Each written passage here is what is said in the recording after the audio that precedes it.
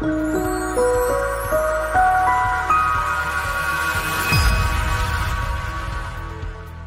June 2016, Chinese President Xi Jinping outlined his vision for China to become the leading player in science and technology globally.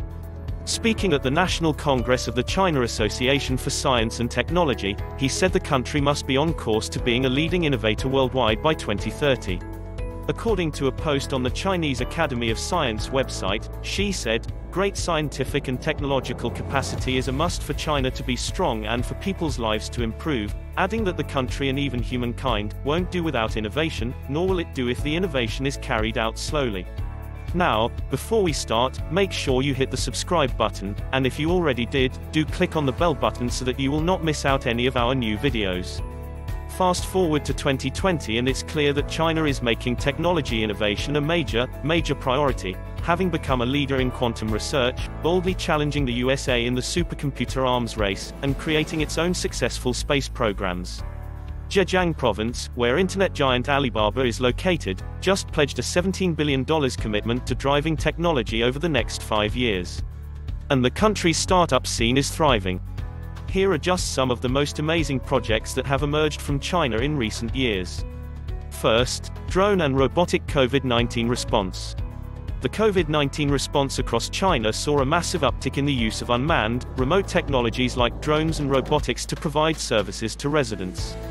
China's Cloud Mines introduced its robotics into a hospital in Wuhan, the capital city in Hubei province thought to be at the center of the country's outbreak, to help staff a ward by delivering food and medicine to isolated patients, while also keeping the space clean. The robots are powered by people, controlling them remotely using a 5G connection.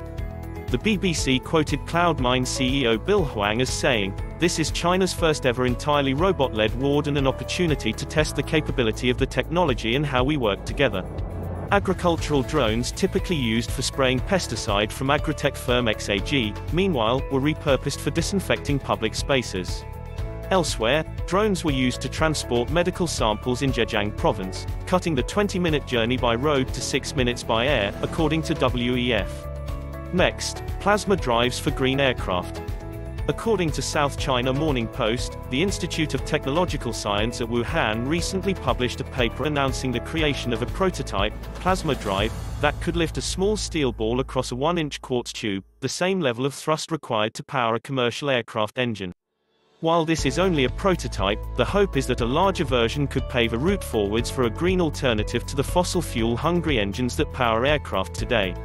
Unlike the ion thrusters that have been used in space travel which use propellants such as hydrogen, this concept uses air, a potentially unlimited source. This design, says SCMP, uses pressurized air injected to a chamber where it's then subjected to extremely high temperatures at over 1000 degrees Celsius, as well as microwaves, creating an ionized plasma in the process, which is then expelled for the propulsion. Lead author on the report at Wuhan University, Professor Zhao Tang said, "There is no need for fossil fuel with our design, and therefore, there is no carbon emission to cause a greenhouse effect or global warming." Third, permanent space station set for 2022 completion. Chinese officials have said the country intends to have its own permanent space station completed as soon as 2022, following the launch of the Long March 5B rocket, which carried an experimental unmanned spacecraft with it.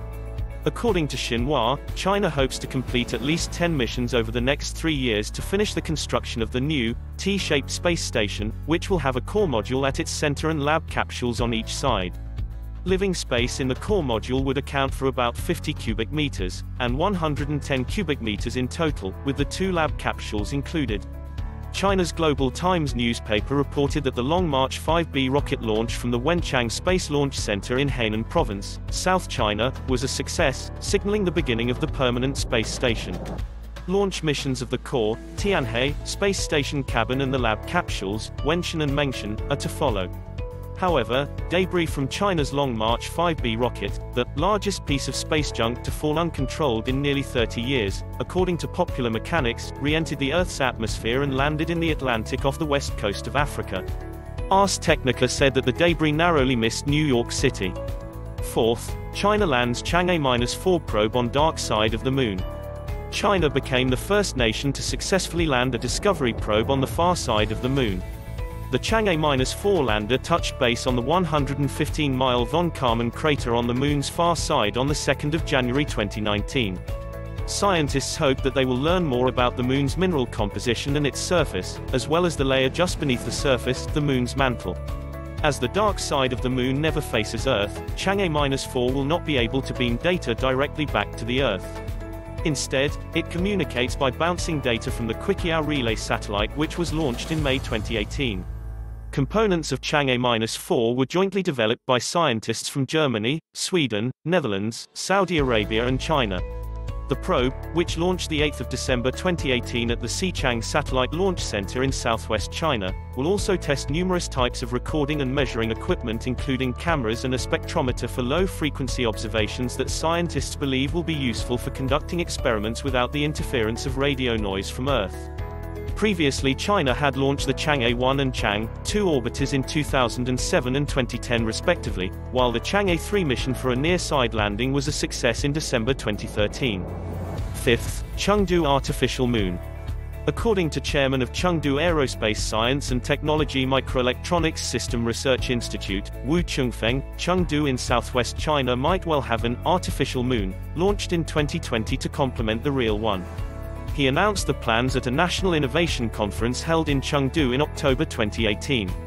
The moon would be bright enough to replace streetlights entirely, and could be 8 times as bright as the real moon. It would be able to light an area up to 80 kilometers in diameter, but the illumination range could be narrowed down to within a few dozen meters. Wu's satellite has already been tested, but critics claim that the project could negatively impact animal habitats as well as cause issues for astronomical observation. Sixth, Hongyun Project satellite launches to provide rural broadband. On the 22nd of December, China successfully launched the first satellite for the Hongyun Project, an initiative to provide stable internet access to the country's rural regions through low-orbit satellites. According to the China Aerospace Science and Industry Corporation, it was attached to the Long March 11 rocket that launched from Jiuquan Satellite Launch Center in northwest China, successfully reaching the orbit after launch. According to Space Daily, Hongyun will see China launching 156 communication satellites into the low Earth orbit by 2025. 2 variations of the satellite will be launched, a basic model that can carry up to 500 kilograms and an advanced payload that can carry up to 600 kilograms. 7th, 9,500 new electric buses every 5 weeks. China is adding 9,500 electric buses, the equivalent of a London fleet, to its roads every 5 weeks according to a report from Bloomberg New Energy Finance. It makes China far and away the leader in electronic public transit, with 99% of the world's 385,000 electric buses operating in the country.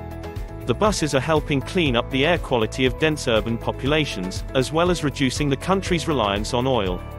As the World Economic Forum notes, many of China's cities are new, meaning that sustainable infrastructure can be built into city planning from the start. But even long-established urban centers like Shanghai have put a stop to buying fossil fuel buses and are only buying electric vehicles now. The country also hopes to become the top exporter of the electric vehicles, and is currently leading the way globally in terms of volume manufactured. Next, super solar expressway that charges electric vehicles as they drive. According to the Chinese newspaper Hangzhou Daily, China is planning to build a solar expressway for self-driving cars and electric vehicles that will be able to charge them as they drive. Sputnik reports that the highway will be 161 kilometers in length between Hangzhou in the east of the country to the port and industrial hub of Ningbo just southeast. Automatic tolls will also feature on the proposed 6-lane expressway, which is designed to increase the average traffic speed by 20 to 30% using smart vehicle management and relieve traffic along the Yangtze River Delta. The lanes will be embedded with photovoltaic cells that the designers say will power cars as they drive, including self-driving vehicles. According to the Global Times, the highway will also be fitted with sensing and monitoring equipment to reduce traffic congestion. A shorter, 1-kilometer solar expressway in China previously opened as a pilot in December 2017 in Jinan province using similar technology, but had to be closed down when it emerged thieves had stolen a large section of paneling. The first solar roadway in the company was opened in Jinan in September 2016. Nineth, floating solar power plant. The world's largest floating solar power plant was completed and connected to the local power grid in China's Anhui province in May 2015. This 40-megawatt solar facility is built on top of a flooded coal mining region. It is part of a vast shift in China's use of fossil fuels. According to The Guardian, China increased its solar power output by 80% in the first 3 months of 2017. China also completed the Longyangsha Dam Solar Park, a 10-square-mile, land-based solar power plant in 2015. It is allegedly the largest solar facility on the planet. 10th, Shenzhen East Waste-to-Energy Plant.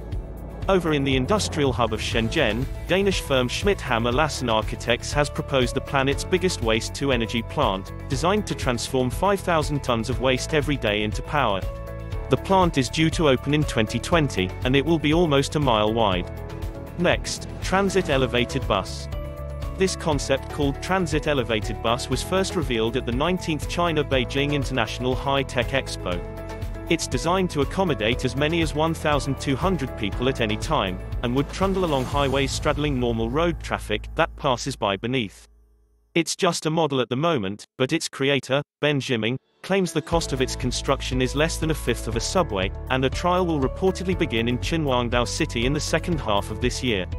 Quantum Science Satellite.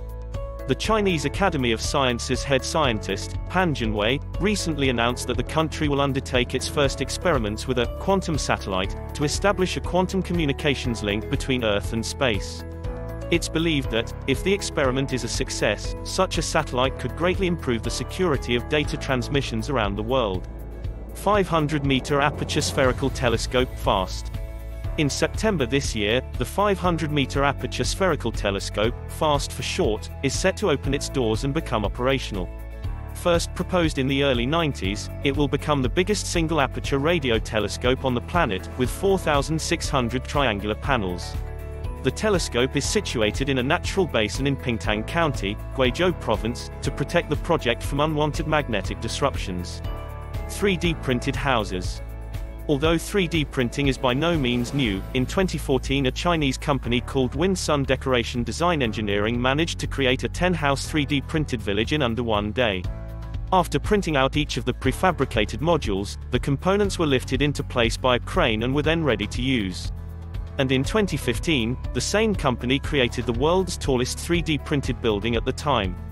Next, TIANHE-2. The TIANHE-2 is a 33.86 petaflop supercomputer which has topped the world's most powerful high-powered computing lists for years. Developed as part of the Chinese government's 863 high-technology program, the monstrous computer was built by China's National University of Defense Technology. It boasts 32,000 Intel Xeon E5269212C processors and has more than 1,300 TB of memory.